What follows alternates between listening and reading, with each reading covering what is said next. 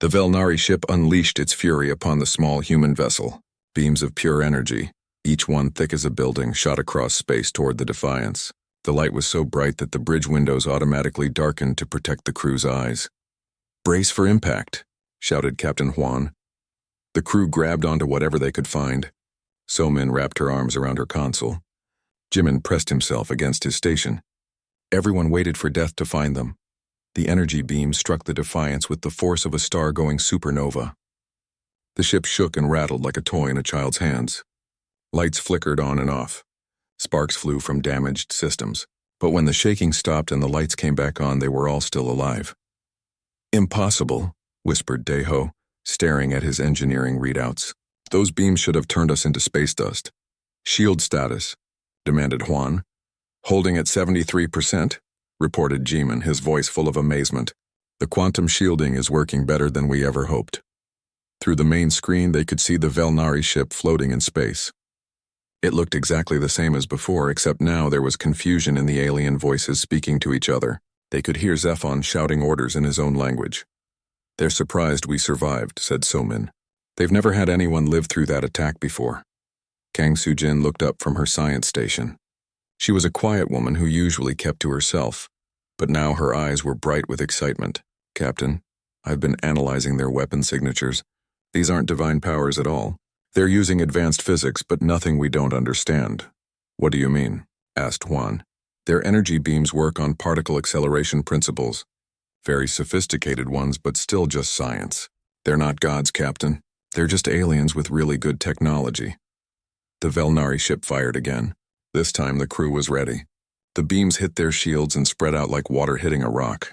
The Defiance barely shook. "Sir," said Nam Jae-wook from the weapons station. He was a calm man who had served on military ships before joining the exploration fleet. "Our plasma cannons are charged and ready. Should I return fire?" Juan thought for a moment. These aliens claimed to be gods. They had ruled the galaxy for 50,000 years. Every other species had surrendered to them immediately, but they had never fought humans before. "Target their main hull," Juan ordered. "Fire when ready." The Defiance's weapons were much smaller than the alien ships, but they were built with human ingenuity. The plasma cannons spat bolts of superheated energy across the distance between the two ships. The shots looked tiny compared to the massive Velnari vessel, but when they hit, something wonderful happened. The alien ship's hull cracked. Golden liquid began to leak out into space, freezing into crystals as it hit the cold vacuum. Lights along the ship's surface flickered and went dark. For the first time in thousands of years, the Velnari had been hurt. The telepathic scream that filled every human mind was not divine. It was the sound of pain, confusion, and fear. It was the sound of someone who had forgotten what it felt like to be wounded. "Again," ordered Juan. Jae-wook fired another volley. More cracks appeared in the alien hull. More golden blood leaked into space. The beautiful smooth lines of the Velnari ship were now broken and ugly. Zephon's image appeared again above the bridge, but this time it was flickering and unstable. The alien's perfect face was twisted with shock. Behind him, other Velnari could be seen running back and forth in panic. "This cannot be," Zephon screamed. "We are eternal. We are immortal. We cannot be harmed by mere mortals." "Looks like you can," said Juan calmly. "That golden stuff leaking from your ship looks a lot like blood to me." "Impossible." "We are gods. You're mortal," Juan interrupted. "Just like everyone else in the universe. Just like us." The alien's image wavered and vanished. Through the main screen, they could see the Velnari ship turning away from them. It was trying to run. "They're attempting to flee," reported Jimin. "Should we pursue?" "No," said Juan, "but track them. I want to know where they go." So-Min worked at her console, following the alien ship's energy signature as it moved away from them. "Captain, they're sending signals. Lots of them. Emergency broadcast to other parts of the galaxy. Can you translate them?" "Some of it. They're calling for help. They're telling other Velnari ships that they've encountered something impossible. They're scared," Juan smiled. For 50,000 years, these aliens had terrorized the galaxy by pretending to be gods. They had kept entire civilizations in slavery through fear and lies. But now, for the first time, they had met someone who fought back. "Soo-jin," he called to the science officer. "What else can you tell me about their technology?" "It's impressive," she admitted.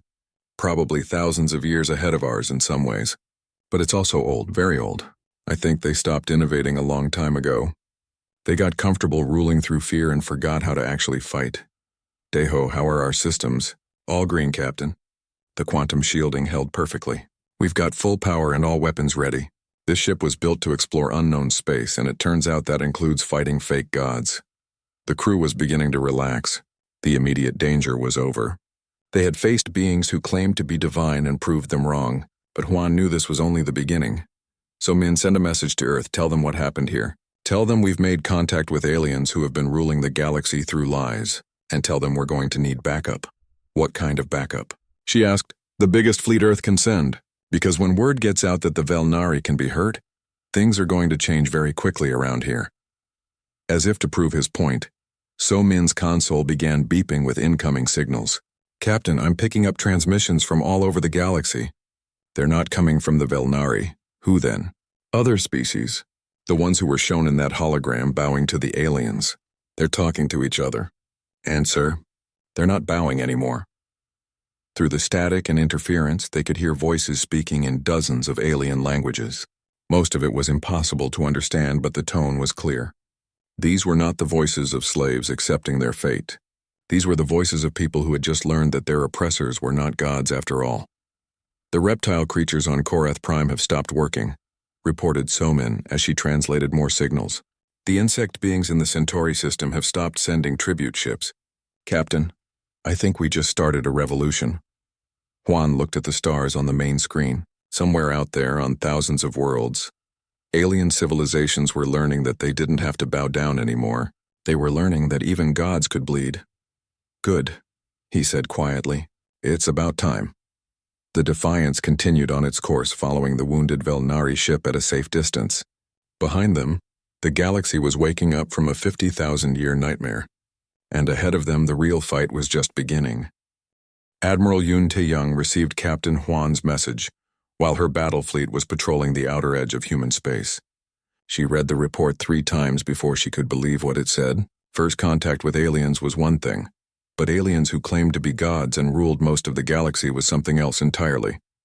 How long to reach the Kepler 442 system? She asked her navigation officer. At maximum speed, 18 hours, came the reply. Make it 15. Signal all ships in the fleet. We're going to help Captain Juan deal with some fake gods. The UES Prometheus led 12 other warships toward the distant star system. The fleet included heavy cruisers, fast destroyers, and 2 carriers full of fighter craft. It was the largest force humanity had ever sent beyond their own solar system. Meanwhile, in the Kepler 442 system, the wounded Velnari ship was trying to escape. But Shin Do-kyung, the Defiance's sensor officer, was tracking them with equipment the aliens had never seen before. They're using some kind of stealth technology, she reported to Captain Juan. But our quantum sensors can follow their energy trail. They can't hide from us. The alien ship was moving slowly, clearly damaged from the human attack. Golden fluid continued to leak from the cracks in its hull. Whatever that liquid was, losing it seemed to cause the Velnari real pain. Captain, said Somin from communications, I'm intercepting more transmissions from the alien ship. They're not speaking to us. They're talking to other Velnari across the galaxy. Can you understand what they're saying? Some of it. They're reporting what happened here. But Captain, they don't sound like gods anymore. They sound scared. They sound normal, Juan nodded. What are they telling their friends? That a new species has appeared. That their weapons don't work against us. That we made them bleed. And that we're not bowing down to them.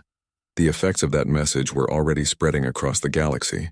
On the mining world of Korath Prime, the reptilian sector had stopped working in their orbital factories. For the first time in 20,000 years, they were asking questions instead of following orders. On the agricultural worlds of the Centauri system, the insect-like hive minds had ceased sending tribute ships full of food to their Velnari masters. Instead, they were keeping the food for themselves and their young, even on distant worlds whose names humans didn't know. Alien species were looking up at the stars and wondering if they really had to spend their lives serving beings who claimed to be gods.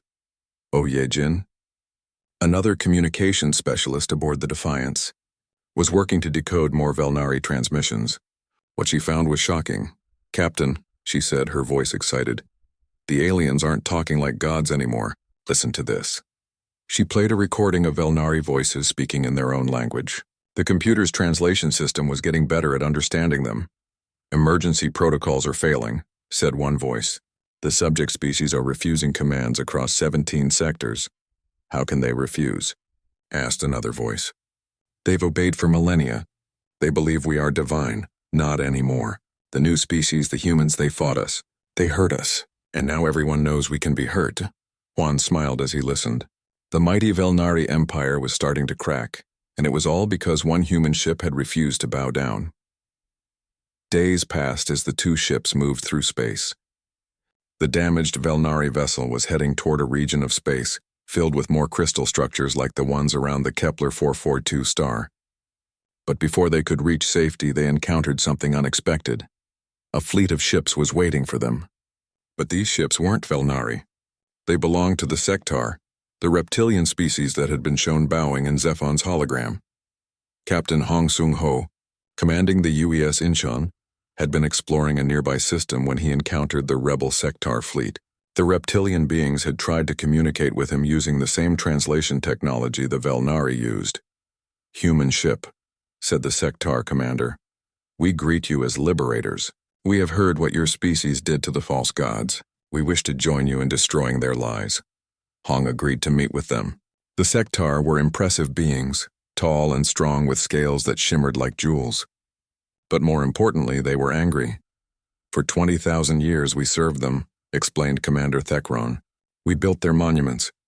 We mined their crystals. We gave them our children to serve in their temples, all because we believed they were gods." "What changed your mind?" asked Hong. "You made them bleed." "Gods do not bleed, human. When we saw the golden fluid leaking from their ship, we knew they had lied to us for centuries." The Sectar told Hong something crucial. The Velnari hadn't fought a real war in over 40,000 years. They had become soft and complacent, ruling through fear and tradition rather than actual strength. "They are old," Thekron explained. "Very old. They live much longer than we do, but age has made them weak. They remember how to give orders, but they have forgotten how to fight." This information was sent immediately to Captain Huan and Admiral Yoon. The humans weren't just facing advanced aliens. They were facing a dying empire that had been living on borrowed time for millennia. The Velnari ship finally reached its destination. A massive space station built from the same crystal material as the structures around stars. The station was easily 50 kilometers across and surrounded by dozens of other Velnari ships. "Well," said Juan as he watched the enemy fleet gathering, "I guess they called for help." The alien ships were beautiful and terrible to look at. Each one was unique, covered in flowing patterns and glowing with internal light. Some looked like sea creatures swimming through space. Others resembled flowers made of metal and crystal.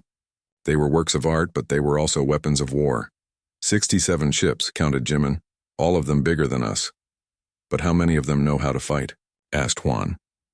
"According to our new Sectar friends, most of these aliens haven't seen real combat in thousands of years." Before anyone could answer, a new voice filled their minds.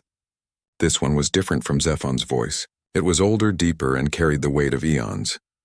"I am Supreme Deity Astroneth," the voice said. "I have ruled this galaxy since before your star was born. I have guided the evolution of species across 1,000,000 worlds. I have prevented wars that would have destroyed entire civilizations." An image appeared above the bridge. The being it showed was clearly Velnari, but ancient beyond measure. Her skin seemed to be made of starlight itself. Her eyes held the wisdom and weariness of ages. "Little mortals," she continued, "you do not understand what you have done. You think you have struck a blow for freedom, but you have only brought chaos. Without our guidance, the species of this galaxy will destroy themselves in wars and madness." Captain Huan stood up to address the ancient being. "Maybe some of them will fight. Maybe some of them will make mistakes. But at least they'll be free to make their own choices. That's better than being slaves to a lie." Astroneth's image flickered with something that might have been sadness. "You know not of what you speak. We have seen civilizations rise and fall like waves upon a shore. Only through our guidance has peace been maintained." "Peace built on fear isn't real peace," Juan replied. "It's just slavery with better marketing." The Supreme Deity's expression hardened. "So be it. If you will not accept our wisdom, you will face our power. Prepare your ship for destruction, little mortal." Your rebellion ends here. The massive Velnari fleet began to move forward, their weapons charging with deadly energy. In the distance, Admiral Yoon's battle group was still hours away. The Defiance was alone against an armada of ships that had ruled the galaxy for 50,000 years. But Captain Huan was not afraid. He had learned something important in the last few days. Gods who needed to prove their divinity through violence were no gods at all. They were just bullies with fancy technology. All stations, prepare for battle, he announced. And remember, they may be old and they may be powerful, but they bleed just like everyone else. The battle began with a display of power that had not been seen in the galaxy for 40,000 years. Supreme Deity Astroneth raised her ancient hand, and the entire Velnari fleet opened fire at once. The space around the Defiance exploded with energy. Weapons that could crack planets fired in perfect harmony. Beams of light that burned hotter than stars reached across the void. Reality itself seemed to bend and twist as the aliens unleashed technology that was older than human civilization. Captain Huan gripped his chair as the ship shook under the assault. Sparks flew from damaged systems. The lights flickered on and off. But when the attack ended, they were still alive. Shields at 40%, reported Jimin, his voice filled with amazement. The quantum shielding is holding, but barely. Return fire, ordered Huan. Target the closest ship. The Defiance's weapons seemed tiny compared to the alien armada, but they struck true. Plasma bolts hit the nearest Velnari vessel, tearing holes in its beautiful hull. Golden blood leaked into space as the ancient ship screamed in telepathic pain. But there were dozens of other ships, and they were preparing to fire again. That's when Admiral Yoon arrived. The human battle fleet dropped out of faster-than-light travel like a pack of wolves joining a fight. The UES Prometheus led the charge, its heavy weapons already firing. Behind it came cruisers and destroyers, their hulls gleaming white and blue in the starlight. "This is Admiral Yoon to Captain Huan," came the voice over the communication system. "Sorry we're late. We brought some friends." The two carrier ships Seoul and Busan opened their launch bays. Hundreds of small fighter craft poured out like angry insects, piloted by humans who had trained their entire lives for this moment. Major Seo Ji-hoon led the first squadron of fighters into the battle. He had been born on Earth but had dreamed of flying among the stars since he was a child. Now he was diving between alien ships the size of cities, dodging energy beams that could vaporize him in an instant. "Remember your training," he told his pilots over the radio. "These ships are big and powerful, but they're not used to fighting small targets. Use that against them." The human fighters were like mosquitoes attacking elephants, but mosquitoes that carried plasma torpedoes. They slipped through the Velnari defensive screens and struck at weak points in the alien hulls. Each hit was small, but there were hundreds of them. The Velnari tried to adapt their tactics, but they faced a problem they had never encountered before. For 50,000 years, they had fought formal battles between large fleets. They were used to enemies who followed the same ancient rules of war that they did. Humans didn't follow any rules at all. Engineer Captain Lim Dong-hyun coordinated the defense from his position aboard the Prometheus. He linked all the human ships together through quantum communication networks, sharing shield frequencies and tactical data in real time. When the Velnari adapted their weapons to penetrate human shields, the humans adapted their shields faster. When the aliens tried to jam their communications, the humans switched to backup systems the aliens didn't know existed. "They're fighting like they did 40,000 years ago," Lim reported to Admiral Yoon. "Big formations, predictable patterns, formal tactics, but we're fighting like humans." And humans, Lim knew, had spent their entire history fighting wars against impossible odds. They had learned to be creative, chaotic, and unpredictable. They had learned to adapt or die. Dr. Bai Jung-min, the chief medical officer aboard the Defiance, had been studying biological samples from the first damaged Velnari ship. Her findings were more important than anyone realized. "Captain," she said urgently, "I need to tell you something about these aliens. They're not immortal. They're not even close to immortal." "What do you mean?" asked Huan. "I've analyzed their blood and tissue samples. Yes, they live much longer than humans, maybe 10 times longer, but they age and they die just like every other living thing in the universe." She brought up charts and graphs on her medical display. "More importantly, their reproduction rate is almost zero. I don't think they've had children in thousands of years. They're a dying species, Captain. They've been ruling this galaxy through fear and lies because they don't have the numbers to rule through strength anymore. This information spread quickly through the human fleet. The mighty Velnari, who claimed to be eternal gods, were actually just a handful of very old aliens desperately trying to maintain an empire they no longer had the power to control. The battle continued to rage around the Crystal Station. Velnari ships fired weapons that could shatter moons, but human ships danced around the attacks like leaves in the wind. When alien energy beams struck human shields, the shields held. When human weapons struck alien hulls, golden blood spilled into the vacuum of space. Supreme Deity Astroneth appeared again, her holographic image flickering with frustration and growing fear. Impossible. How can mere mortals stand against us? We are the masters of this galaxy. Not anymore, replied Admiral Yoon from the bridge of the Prometheus. Your time is over. The galaxy belongs to the people who live in it, not to a handful of old tyrants who forgot how to fight. The ancient being's perfect face twisted with rage. You know nothing of the responsibility we bear. Without our guidance, these species will destroy themselves. They need us. They need freedom, said Captain Juan. They need the right to make their own mistakes and find their own way. You've kept them children for 50,000 years. It's time to let them grow up. As if to prove his point, more ships began arriving at the battle. But these weren't human ships. They were vessels belonging to the Sectar, the insectoid hive minds, and dozens of other species that had been slaves to the Velnari for millennia. The former slave species fought with fury that had been building for thousands of years. They had crude weapons compared to the Velnari, but they had something more important. They had hope. Commander Thekron of the Sectar fleet sent a message to all the ships in the battle. Today we fight not as slaves but as free beings. Today we show these false gods that we will bow to them no more. The tide of battle began to turn. The Velnari fleet, which had seemed so mighty at the beginning of the fight, was now outnumbered and outmatched. Their ancient ships were being torn apart by enemies they had once thought weak and helpless. But the worst damage was not being done to their ships. It was being done to their minds. For 50,000 years, the Velnari had believed in their own divinity. They had convinced themselves that they were superior to all other life in the galaxy. They had lived so long with their lies that they had forgotten they were lies now. As they watched their golden blood floating in space and felt pain they had not experienced in millennia, the truth was forcing itself upon them. They were not gods. They were not eternal. They were not invincible. They were just people who had grown old and afraid. Supreme Deity Astroneth watched her empire crumbling around her.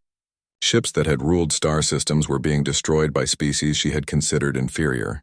The perfect order she had maintained for eons was dissolving into chaos. But more than that, she was watching her own sense of self falling apart. If she was not a god, then what was she? If she was not eternal, then what meaning did her long life have? If she was not superior to the other species of the galaxy, then what right did she have to rule them? The questions hurt more than any physical wound ever could. Another Velnari ship exploded nearby, its golden blood creating a beautiful but deadly cloud in space. The pilot had been someone Astroneth had known for 20,000 years. Now he was gone, as mortal as any creature that had ever lived. "My lady," came a weak voice from one of her remaining ships. "Our forces are broken. We cannot continue this fight. We must retreat or face total destruction." Astroneth stared at the human ships dancing between her forces like deadly angels. They moved with a grace and purpose that her own people had lost long ago. They fought not because they claimed to be superior, but because they refused to be inferior. "No," she said quietly. "No more retreating. No more lies. No more pretending to be what we are not." She opened a communication channel to all ships in the battle, both Velnari and human. When she spoke, her voice carried the weight of 50,000 years of rule, but also the exhaustion of 50,000 years of pretending. "This is Supreme Deity Astroneth," she began, then stopped. "No, this is Astroneth of the Velnari. I am not a deity. I never was. I am simply very old, very tired, and very wrong." The battle slowed as beings across the galaxy listened to words they had never expected to hear. "We claimed to be gods because it was easier than admitting we were afraid. We ruled through fear because we had forgotten how to lead through wisdom. We demanded worship because we had forgotten how to earn respect."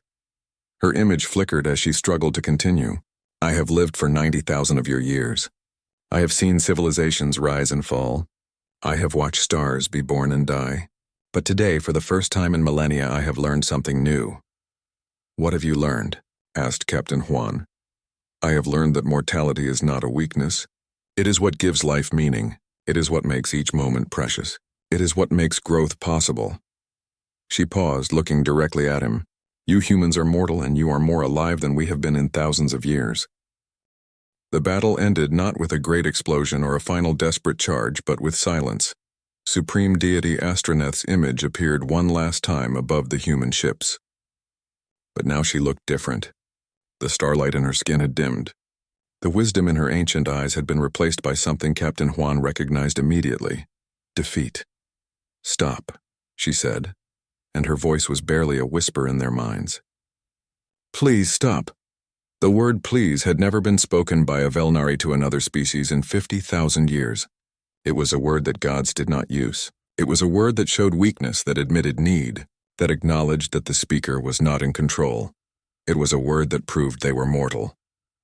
We surrender, Astroneth continued, and her image flickered as if she could barely maintain it. We yield to your superior force. Around the crystal station, the remaining Velnari ships stopped firing. Many of them were damaged, leaking golden blood into space. Others were simply floating dead in the void, their crews overwhelmed by the impossible truth that they could be defeated. Admiral Yoon ordered the human fleet to cease fire. The sudden silence was almost as shocking as the battle had been. This is Admiral Yoon of the Earth Defense Force. She broadcast to all ships in the area. I'm calling for immediate negotiations. Let's see if we can end this without destroying anyone else. Captain Juan received permission to handle the talks. His ship, the Defiance, had started this whole revolution by refusing to bow to false gods. It seemed fitting that he should help finish it. Diplomatic officer Jiang Min-su had trained for first contact situations, but nothing in his education had prepared him for negotiating with beings who had ruled the galaxy since before humanity existed. Still, he did his best. What are your terms? Asked Astroneth when the negotiations began. She appeared as a hologram in the Defiance's main conference room, looking smaller and more fragile than ever before. First, said Juan, you stop claiming to be gods. No more divine mandates. No more forcing other species to worship you. If you want respect, you earn it through your actions, not through fear. Astroneth nodded slowly. And second, you release all the species under your control. Every world, every system, every person who has been forced to serve you gets their freedom back. They will destroy themselves without our guidance, the ancient alien protested weakly. They have depended on us for so long. Maybe some of them will make mistakes, admitted Juan. Maybe some of them will fight each other. But that's their choice to make. Freedom includes the right to fail. Jiang Min-su added the third condition. In exchange for these terms, humanity will help your people find a new purpose. You have knowledge and experience that could benefit everyone, but as teachers and advisors, not as rulers. Astroneth was quiet for a long time. Behind her, other Velnari could be seen arguing among themselves. For the first time in anyone's memory, they disagreed about what to do. Finally, she spoke. We accept your terms, but you must understand we never wanted to be gods. When we first encountered other species, they were primitive, barely aware of the stars. They saw our technology and our long lives, and they began to worship us. Why didn't you stop them? Asked Juan. At first we tried, but it was easier to let them believe. It prevented wars between species. It maintained order, and after a few thousand years, she paused, looking older than ever. After a few thousand years, we began to believe it ourselves. The negotiations took 3 days. During that time, news of the Velnari defeat spread across the entire galaxy. On 1 million worlds, species that had been slaves for millennia looked up at the stars and realized they were free. The results were immediate and dramatic. The Sectar emerged as brilliant engineers, no longer constrained by divine mandates that limited their creativity. They began building new kinds of ships and exploring regions of space that had been forbidden to them. The insectoid hive minds of Centauri revealed themselves to be natural explorers. Within days of gaining their freedom, they had launched expeditions to distant galaxies that even the Velnari had never visited. On the ocean world of Aquatica, the dolphin-like Myrtai began composing songs that could be heard across star systems. For 50,000 years they had been forced to sing only hymns praising their Velnari masters. Now they sang of freedom, of joy, of the endless possibilities that lay before them. Not everything went smoothly. On some worlds, newly freed species did fight each other. Old rivalries that had been suppressed for millennia erupted into conflicts. But even the worst of these wars were small, compared to the galaxy-spanning oppression that had preceded them. Captain Juan established the first meeting of what would become the Galactic Council. Representatives from hundreds of species gathered at a neutral space station to discuss how they would govern themselves without the Velnari. The Velnari themselves attended, but not as rulers. Astroneth and her people sat in a section marked Advisory Council. They offered their knowledge freely to anyone who wanted it, but they no longer gave orders. It is strange, Astroneth confided to Captain Juan during a break in the meetings. For 50,000 years, every decision in this galaxy was ours to make. Now we ask permission to speak. It should feel diminishing, but instead it feels like relief. Do you know how heavy a galaxy becomes when you carry it on your shoulders for so long? Juan smiled. No, but I'm glad you finally put it down. From Earth? President Park So-young addressed the new galactic community in a speech that would be remembered for centuries to come. Today, we learned that there are no gods among the stars, she said, only people, struggling to find their way in a vast and complex universe. Some of those people are human. Some are reptilian or insectoid or aquatic or made of living crystal. But we are all people and we are all equal. We have been offered the chance to rule over others as the Velnari did. We refuse. We have been asked to bow to those who claim superiority over us. We refuse. Instead, we offer partnership, cooperation, and mutual respect to all who will accept it. The age of false divinity is over. The age of galactic freedom has begun. The transformation was not immediate and it was not perfect. It took years for some species to learn how to govern themselves. It took decades for the galaxy's economy to adjust to the absence of the tribute system that had supported the Velnari Empire. But change came, and it came from the hearts of beings who had remembered what it meant to be free. Human ships spread across the galaxy, but they came as explorers and friends, not as conquerors. They carried with them a simple message that had started the whole revolution. Bow to no one, question everything, and remember that even gods can bleed. Captain Li Huan retired from active service 5 years after the battle at the Crystal Station. He chose to settle on a small world where 3 different species had decided to build a city together. Humans, Sektar and Murtai, worked side by side, creating something new and beautiful. On quiet evenings, he would sit in his garden and look up at the stars. Somewhere out there, on millions of worlds, people were making their own choices for the first time in 50,000 years. Some of those choices were mistakes. Some led to conflict and sorrow. But they were free choices, made by free people in a free galaxy. And that, Juan thought, was exactly as it should be. The last entry in his personal log read simply, "Today I saw a Velnari child playing with a human child and a Sektar child in the park near my home. They were arguing about the rules of their game and none of them would back down. It was the most beautiful thing I have ever seen. The age of gods was over. The age of people had begun."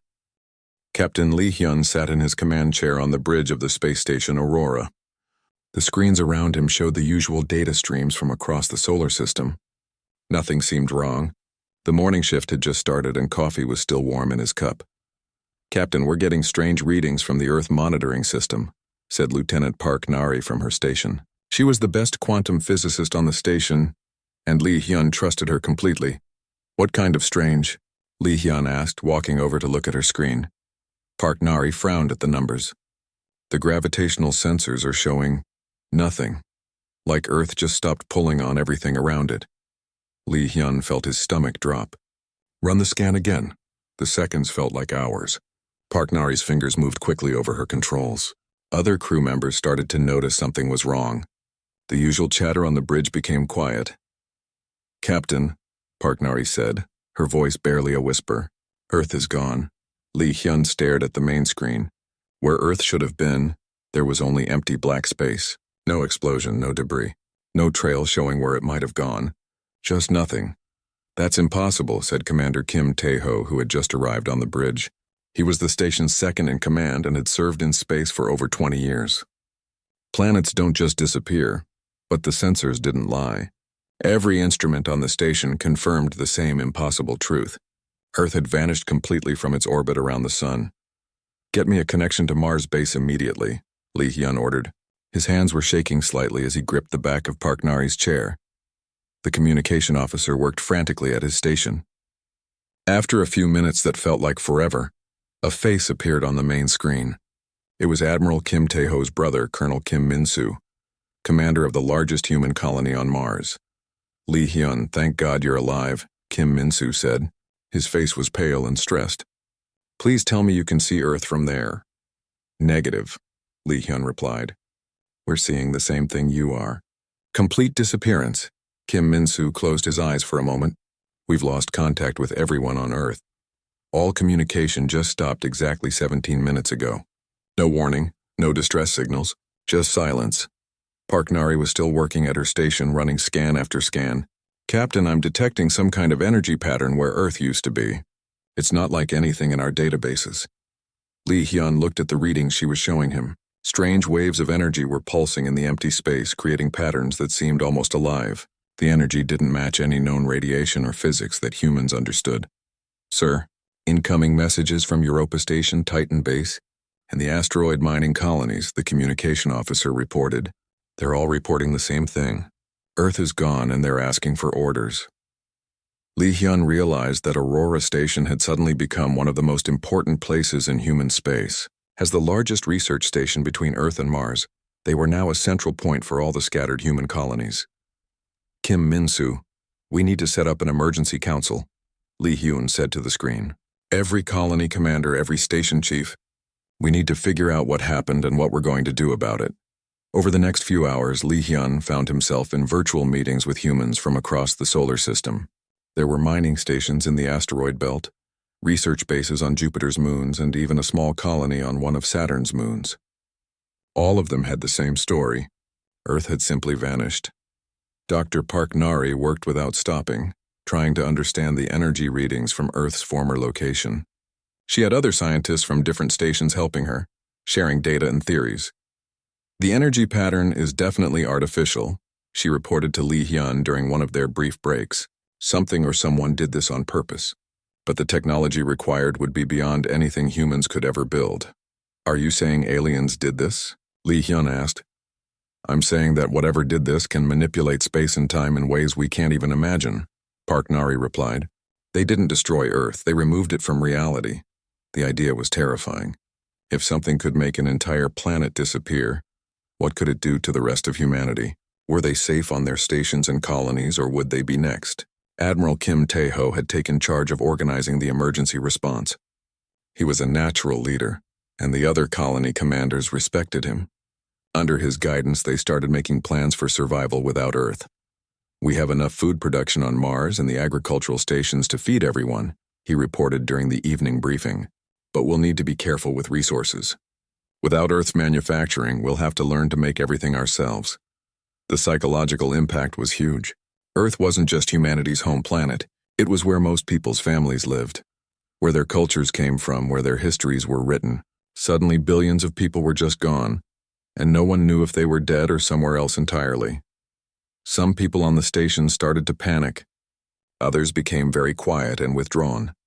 A few refused to believe that Earth was really gone, insisting that it was just hidden somehow and would come back. Lee Hyun spent the night walking through Aurora Station, talking to his crew members. Everyone was scared, but they were also determined. Humans had always been good at surviving impossible situations. "Captain," Park Nari called to him as he passed her lab. She had been working for almost 16 hours straight. "I think I found something important." Hyun entered the lab and saw that Park Nari had covered every wall with data charts and energy pattern diagrams.